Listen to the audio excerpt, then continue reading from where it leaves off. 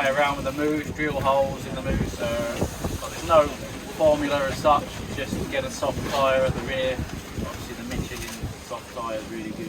まあちょっとこの辺から跳躍になってくる可能性ありますけど、ムースを使ったりとか、あるいはチューブレスみたいなものを使ってリアのパンクを避けるみたいなことがあるんだけれども、なんかすごいベストなその一番いい公式みたいなのがあるわけじゃなくて、その時々で変えていくよっていう。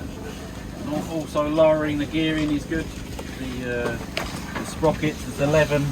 Actually 11 on the floor. ギアを下げることもすごい大事だと。11丁に。So makes it a lot easier to ride in the slow technical stuff. How many numbers are using on the rear? 50. 50. 11, 50. 12 is good as well. 12でもいいけどねっていう。So obviously you don't have to use the clutch as much in the first gear on the start on the hills. It's a lot better.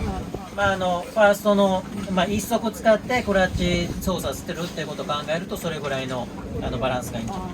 With an 11, obviously top speed is a little bit lower, but for like for Romania, 11丁だとトップスピードは落ちるけどね。important to change the gears when you're going up the hills. You're going fast, up it, down the gears. その場所に応じてやっぱりギアをダウンさせるとか、そういうところもやれることは必要になるでしょう。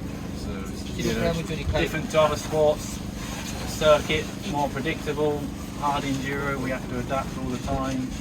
サーキットとかだと、次に起こることはすごく予測しやすいですけれども、ハードエンデューロっていうシチュエーションだとその次に起こること何が起こるかわからないので、その時その時に適応できるような状態であることが大事です。リトルスは入れてますか？ I'm using Licos.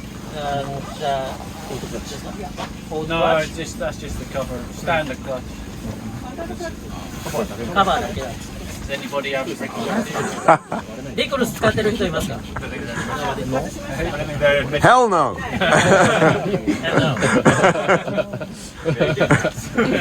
Mark's a big fan of it. Sure. Let's go. Yeah.